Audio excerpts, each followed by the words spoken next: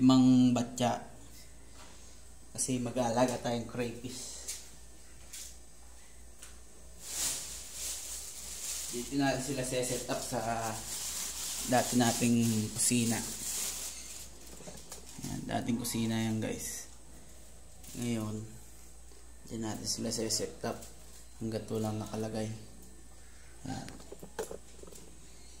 Bumili na rin pala. Order na rin pala tayo sa Shopee ng aerator para sa oxygen nila. So guys,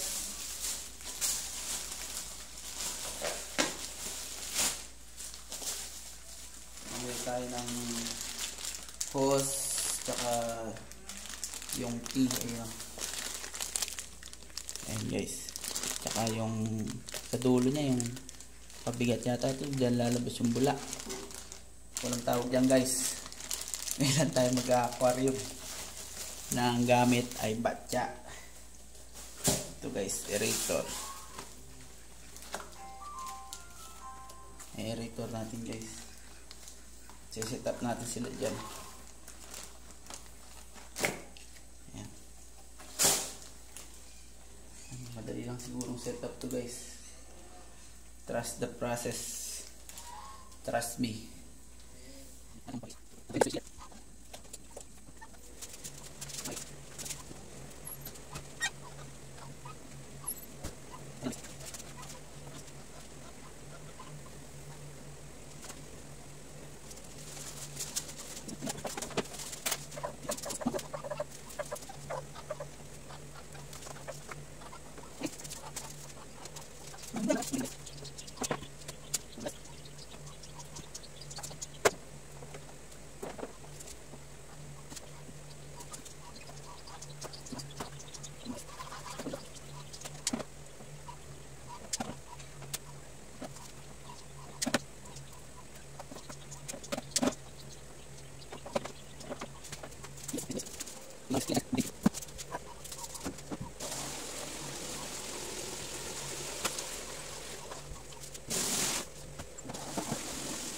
Guys, crayfish na lang kulang.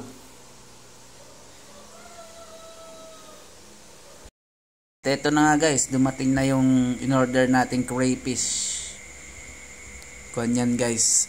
5 male tapos 12 female yan guys. Ay in-order natin.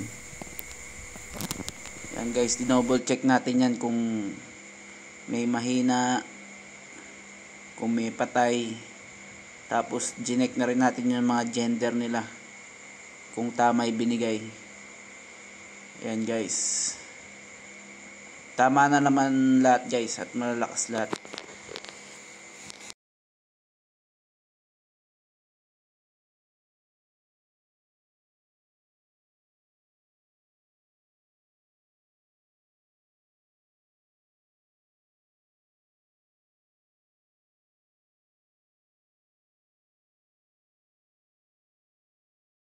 Ito na nga guys, nabiyahin na natin sila dito sa paglalagyan nila. Ina-acclimate na natin siya guys. May nang isa. Kanya lang guys, may nakita tayo mahina pagdating dito sa bahay. Laki pa mo. Yan. Laki. Yan guys. Okay na silang lahat guys. Oh. Naglilibot na sila. Yan. At ito pala yung mahina guys. Yan. Ang laki. Babae pa mo yan guys. Yan guys.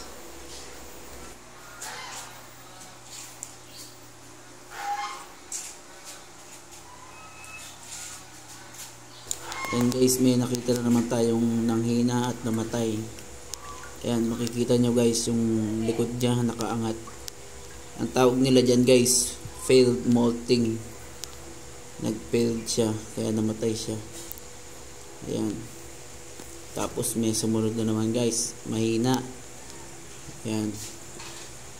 Makikita siya guys, di siya active. Ayan. Inangat natin guys.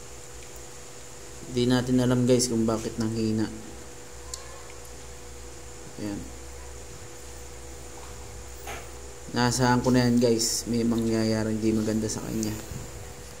Ayan. Ayan pa guys, oh. At ayan na guys, ayan yung inaasahan kong mangyayaring masama sa kanya. Maluluto siya.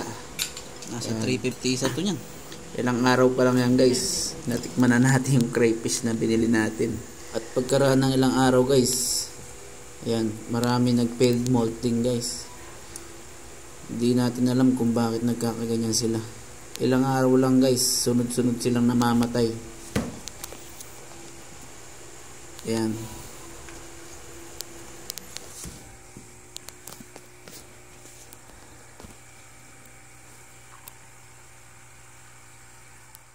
Ayan guys, sa loob ng ilang araw guys, halos naubos na sila. Kaya napag-decision na natin na yan na niya ilalagay. gawan silang ng Pinapakinis niya malaking yung lalagyan. yung mga pader-pader para hindi Ayan. hindi Baka gagabang doon sila yung nagkakaproblema crayfish. sa maliit nilang lalagyan Palabas. ng batya. Tapos nilagyan na rin niya ng net. Dating ganyan yan guys. Oh. Tapos nilipat na yung baboy doon sa kabila. Ayan. Pararami ni Daddy ang crayfish. O de. Ayan. Pakita mo yung pinapahid mo. Ayan. Anong tawag dyan? Flexiband. Flexiband? Ayun. Ayun ang tawag doon guys. Flexiband. Ayan guys. Oh. Diba? Makinis na. Tapos nilagyan niya pa ng semento yan. Yan, hanggang lapag. Nilagyan ni Daddy. Tapos nilagyan niyang net para hindi papasok yung mga chicken. Yan. Yan ang kanilang magiging bahay. Diyan sila magpaparami.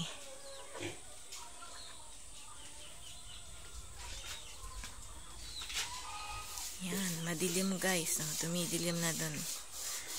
Narinig niyo ba yung kulog-kulog? Mukhang uulan.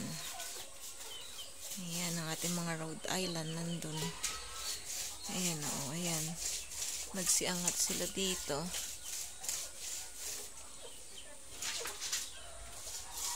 Ayan, hanggang lapag nilalagyan ni Daddy, o. Para makinis. Yun din makinis na, o. Saka yun nandito sa side.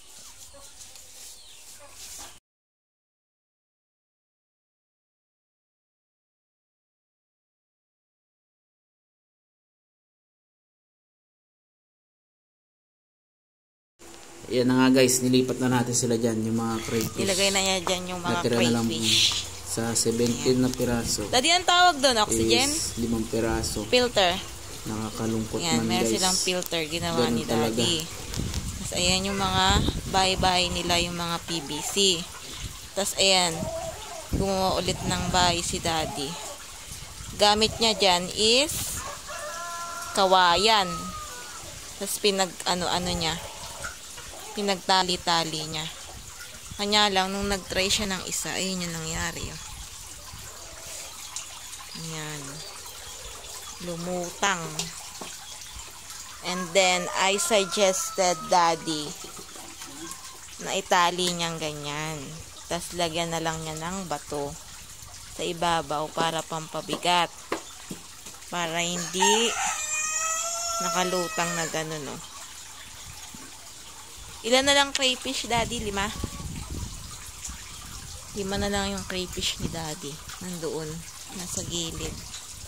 Pero ang daming bahay. O, tingnan nyo. O. May bahay dyan. May bahay dun. Yun, nagkalat yung mga bahay-bahay nila. O, diba? Tapos, ito pa. May bahay pa ulit dito. Diba? Tapos, meron siyang mga dahon-dahon. Para saan yung mga dahon, de? Pang-cleansing. Pang-cleansing? So, ayan. Sabi ni Daddy, yung mga dahon na yan is pang-cleansing ng water. Yan. Kaya madaming nilagay si Daddy na mga daon ng saging, de? Ano yung isa? Daon ng buko? Yun, may daon ng buko, mayroong kangkong. Yan, nang nilagay ni Daddy dyan. Diba? Tapos nilagyan na ni Daddy ng net yan, oh. Ayan. Para hindi papasok yung mga... Kasi pag gabi guys, nandun yung mga manok. Doon sila natutulog. Tapos makikita mo na lang may tae dyan. Kaya ayan, nilagyan na ng net ni Daddy. Tapos ayan ang pintuan nila, net din. Ayan ang ginagawa ni Daddy. Ayan. So ayan guys, tatry na ni Daddy. Ayan. Tatry na ni Daddy doon.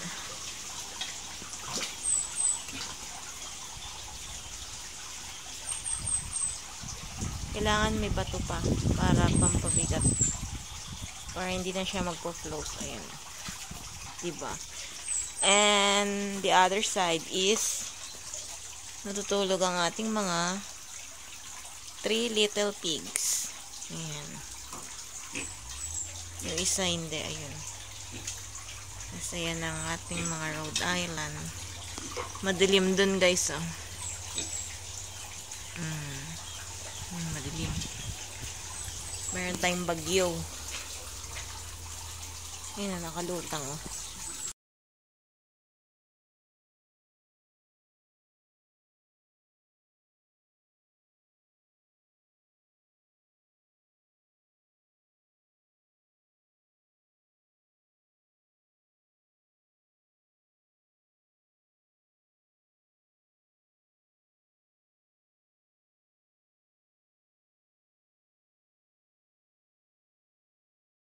At napagdesisyonan nga natin guys na kumuha ulit ng crayfish. Kasi naubos yung lalaki natin guys. Ayan. Ayan na sila guys. 5 piraso yan. 3 lalaki, 2 babae. So far so good naman guys. Sa ilang araw na nandiyan na yung 5. Wala naman namatay guys. Ayan. Papakain natin sila ng tilapia guys.